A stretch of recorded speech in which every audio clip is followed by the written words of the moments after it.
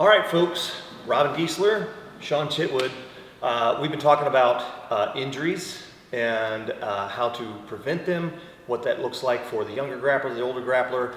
And now I think we want to discuss basically like, okay, you got injured. How do we deal with it? Yeah, for us specifically, Yes. And then any of our students who are injured, Yeah. how we foster them back to the mat. He's not wearing a sling, but he had the same shoulders. Tell him what happened. So, I was years of abuse, Yeah. right? I dislocated my shoulder several times when I used to fight full contact. Number of injuries in jiu-jitsu, minor nagging ones that add up. And then ultimately, not a jiu-jitsu injury that put me out. I was actually T-boned in an accident and my shoulder finally had enough. Completely torn supraspinatus, high-grade tear of the infraspinatus, completely torn bicep tendon, torn labrum. I had to go there and clean everything up, tighten it up, cut off my collarbone. It was in July, 3 months ago. So I'm just now working on my range of motion actively, and I know you're about 2.5 months behind me. So I'm looking forward to my return on the mat. What was your injury? So it's a little bit embarrassing. It's funny.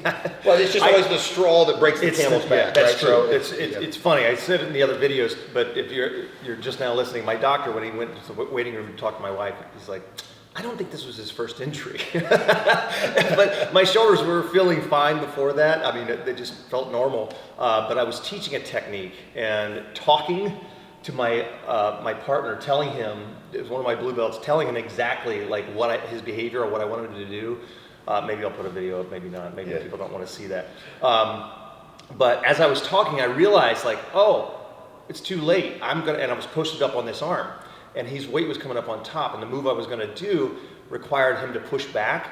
But as I was talking, I waited too long, and I realized, oh, I'm going to have to bail. And at that point, it was too late. All of my weight and his weight was stuck on that hand. I went to pull it off the floor, and it didn't move.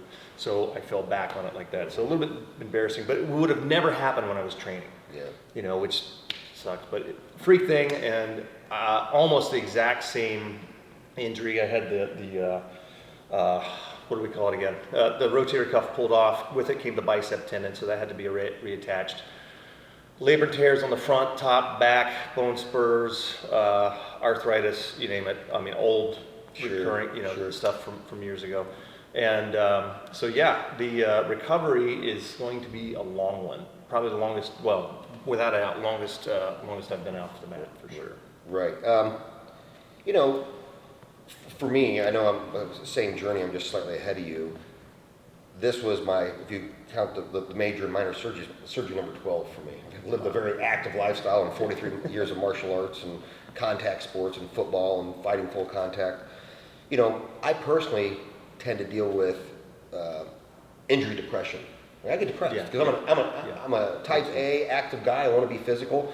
So my journey through this one has been to exercise my mind. I did a lot of mind mapping. I went and took tons of notes on what I want to teach and some newer flows for techniques. I just try to stay mentally engaged to kind of fight that funk, and I did a lot of walking just to get some physical exertion, right?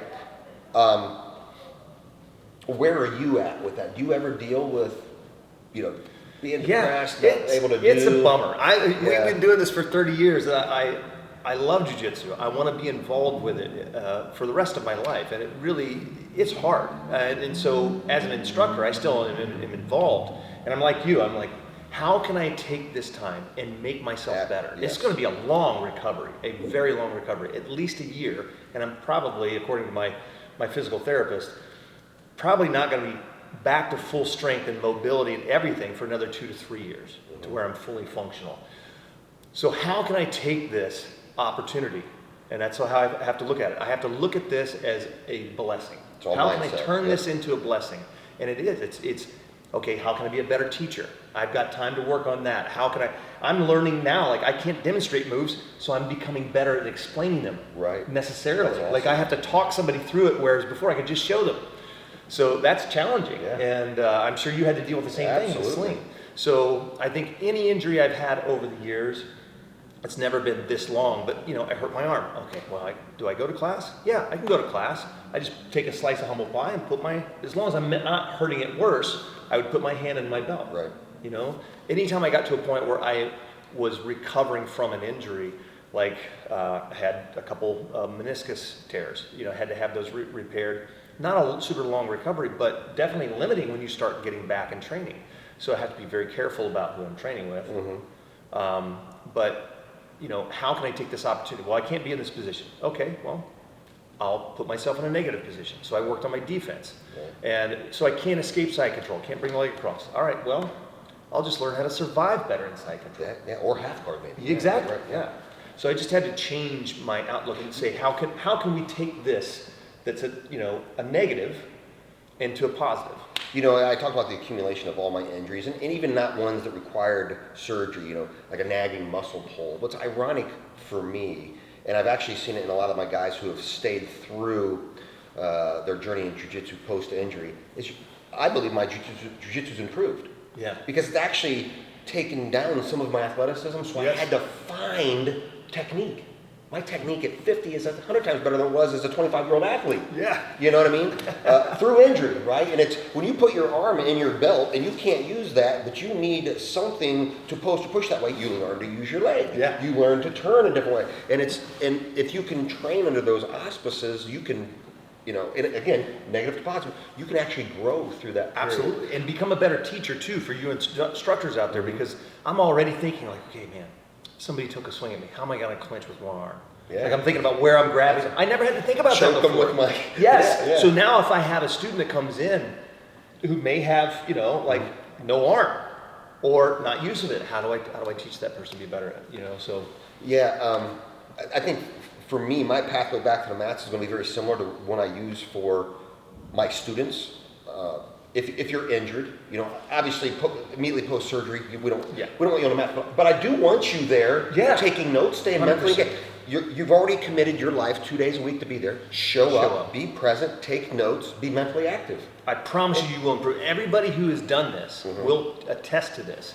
I know Gracie did a video on it many years ago when he hurt his back. He was depressed. He couldn't train. He improved. You ask him, I got better because I watched. I mean, he mentioned his grandfather. Well, my grandfather learned by watching.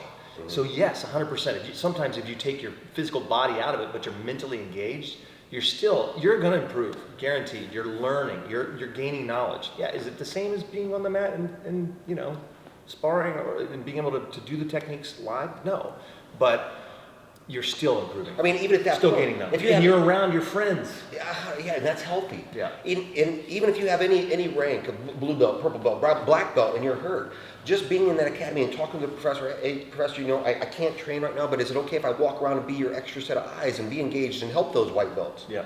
Being engaged mentally and offering to help, or making that part of the process. Sorry, go ahead. No, I was just going to say, don't rush it either. Oh yeah, for sure. I think that's what we see, especially in the younger athletes, is they want to come back too soon. Right. They re-injure themselves. Listen to your health professionals. They know what they're doing. Oh yeah, absolutely. And I'm only talking about when you're cleared in those steps, right? Yeah. For me, I just started grappling this week. So who have I grappled? I've only grappled a couple light teens that I know and trust. I'm only playing guard, right? My arm protected, holding my lapel, and I train with a couple of my really sharp female staff members. A, because their jiu-jitsu is savage. B, they're light. There's no ego. Yeah. And we can stop. And basically, I'm just getting timing and rhythm and using my legs and developing there. And I tell you, for my mental health, it's just been good. But that's the pathway. Yeah. As I head back to the mats, it's going to be only light people. Yep. My challenging rules against guys that are normally a challenge for me, or the over 200-pound guys, aren't going to come for over a year. Right. You know what I mean? So, and that's the same process that if you're injured, you need to follow. Yeah. Like even if the doctor clears you, you need to stay away from probably the challenging roles. And professors, make sure you're taking notes, engaging that person. Nothing worse than having somebody get re-injured. Yeah. And don't let ego get in your way. It's okay to talk to your partners. Hey, my arm's hurt. Please don't attack this side of the arm. Yeah. You may think that it's making an excuse. It's not. Your partners are going to be okay with it. Plenty of jiu-jitsu to work. Yes. 100%. 100%. If you, I can't right now. I don't want to fight out a crossbody because I don't want to push. So I'm only working guard. Now maybe the person I'm working with is a terrible guard passer. There's an opportunity for them to flow. I did roll the other day with one of my highly skilled competitors. He He's undefeated at the last 3 Arnolds. I mean, like, I think he's 50-0 if you added up his matches. A former D2 wrestling champion. He's about my size. Great, and he's 26, you know? He's almost purple belt. I grabbed him after class and I said, hey, can we just flow around a little bit? Only guard passing rules, you know, just watch. Awesome. We just played, give and take, move with me, you know, and when it's with people you can trust, you can still develop in that process of coming back, right? Yeah, absolutely. So again, it goes down to trusting your training partners, training with the right people, avoiding the hammers. I mean, every academy has hammers, and every academy has a guy who only knows 100%, right? Yep. And unfortunately, we need those guys. Yeah, absolutely. But our normal population, our injured population, just needs to avoid those folks in general. The last thing that I'll say about it for me, I think now at 50, 12 surgeries, I've always used jiu-jitsu rolling, you know, no less than 3 times a week for an hour straight is my cardio. I enjoy that. I hate running. Absolutely hate running. So even if I'm not going hard, I'm constantly rolling, but still that's mileage, right? The talk I've had with Shawn Chitwood is that now I'm going to severely reduce the number of matches I have and only go for quality rolls with people I trust. Yep. Right? For me, and I know you, it's tough as we age because it's hard. It's a prove-it martial art. When I tell you not to do that with your hand in my collar in that position, not only do I want you to trust what I say, but I'm going to prove to you why you don't do it. We're now leaving the realm where we can prove it. Yeah. Age, injury. Yep. So, and that's, for me, that's a tough pill to swallow. It is. It's difficult because I'm at that point now, before the injury. I was at that point where I felt like, you know what? I might be at that spot. Well, I'm way more technical than I was when I was 32. Mm-hmm. But I might be at that spot where 32-year-old Robin might beat 50-year-old Robin. Mm-hmm. And, you know, so that's tough, you know, and having a mindset like that, it bothered me a little bit, and it still does, but it's okay, because, you know, coming back from an injury is going to be similar to aging, right? Dr. Hudson, one of our mentors, said it best: it's humbling on the way up and it's humbling on the way down. Yeah. But you owe it to yourself to do all of those things, but still keep a positive mindset. Still go to class. All the things we're talking about, and you will improve. I promise. So yeah, absolutely, take notes if you're injured. Yeah. Train specific. Yep. Very specific when you're injured, and train with the right people. And guys, it will pay off the rest of your life. Yeah. You don't want to go backwards. No. Take your time and be patient. Absolutely. All right, well, that's it for us today. Thanks for joining us, and like, subscribe, all that good stuff. We'll see you soon.